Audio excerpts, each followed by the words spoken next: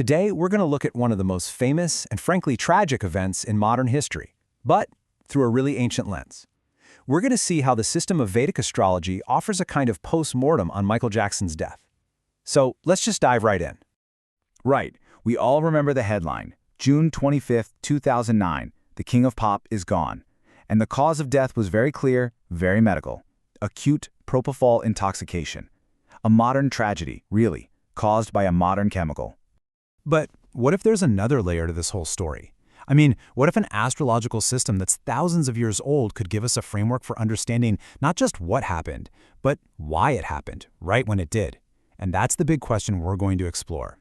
So to even begin an analysis like this, we have to start with the foundational data. The specific details of Michael Jackson's birth.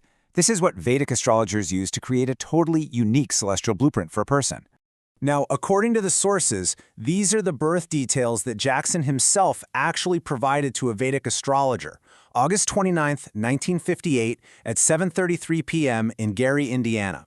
For what we're doing here today, this data is literally the key. It's what unlocks the entire astrological map we're about to walk through. Okay, so let's take a look at that map. Now, in astrology, a birth chart isn't really about predicting the future with, exact specifics. It's more like a blueprint of your innate tendencies, your strengths, and maybe most importantly, your potential lifelong vulnerabilities. The whole idea is that certain planetary alignments that were in the sky the moment you were born can point to areas of sensitivity, things a person might just carry with them their whole life. And in Jackson's chart, this Vedic analysis points to three really major vulnerabilities. So, the first vulnerability comes from this really difficult alignment, the square, between the moon and Saturn. The moon, well, that's our emotions, our inner world. And Saturn is all about limits, hardship, and loss. So when an astrologer sees these two in conflict, it's a classic indicator of chronic emotional stress, a really hard time sleeping, and just a general vulnerability in both the mind and the body. The second vulnerability really builds on this pressure. See, Saturn was in the 10th house of his chart, and that is the house of career. This placement is a classic double-edged sword. On one hand, it points to immense, incredible success and public status. But on the other, it symbolizes constant, crushing pressure, this heavy sense of responsibility, and, over time, the real potential for deep isolation and burnout. And then there's the third vulnerability. And this involves a major player in our story, Rahu. In Vedic astrology, Rahu isn't a physical planet. It's a shadow point, a lunar node.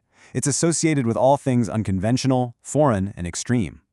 Its placement here, right next to Jupiter, is read as a tendency towards extreme behaviors and, this is really significant, risks connected to substances and the advice you get from medical figures or other authorities. So, okay, that's the lifelong blueprint. But a blueprint is static, right? It just sits there. What's the trigger? Well, in Vedic astrology, life is divided into these planetary chapters, called dashas. The idea is that when a particular planetary period kicks in, it switches on all the themes associated with that planet in your birth chart. And at the time of his death, Michael Jackson had just entered a very, very specific period, the Mercury Rahu Dasha. Now, from a Vedic perspective, this combination is famously delicate. It's considered high risk because it brings together two really different and potentially very volatile energies. And you can see the conflict right here. On one side, you have Mercury, which governs the body's internal wiring, the nervous system, respiration, how the brain and body communicate. On the other side is Rahu. And as we just saw, Rahu governs things like foreign substances, confusion, medical errors, and sudden unconventional events. So the key takeaway is that the planetary period active at the time of his death literally put the nervous system in direct symbolic contact with drugs and medical error. Okay, so this is where it all comes together. How does this ancient system connect these abstract symbols of planets to the very concrete, tragic facts of that day back in 2009? Well, the logic kind of unfolds like this. Step 1, we have the known event, death by the anesthetic propofol. Step 2, Rahu, the active planet, symbolically represents strong chemicals, anesthetics, and medical confusion. Step 3, Mercury, the other active planet, governs the nervous and respiratory systems, the exact systems that were shut down by the propofol. So, Step 4, the Vedic connection becomes crystal clear. The substance, represented by Rahu, directly impacted the biological system, represented by Mercury. So when you put all of these pieces on the table, the lifelong vulnerabilities, and that very specific planetary trigger, the Vedic interpretation sees a story that is, well, tragically coherent. It really was a perfect storm. You had a high-risk Mercury-Rahu period that became active, and that flipped the switch on those latent vulnerabilities, the chronic stress and physical weakness from his Moon-Saturn placement. And this all happened against the backdrop of a lifetime of pressure and burnout, symbolized by Saturn. And right at that moment, Rahu brings the themes of potent substances and medical error right to the forefront. So, from this particular viewpoint, what happened wasn't just a random accident. It was the predictable result of a pre-existing vulnerability being met by a very specific, high-risk trigger at a very precise time.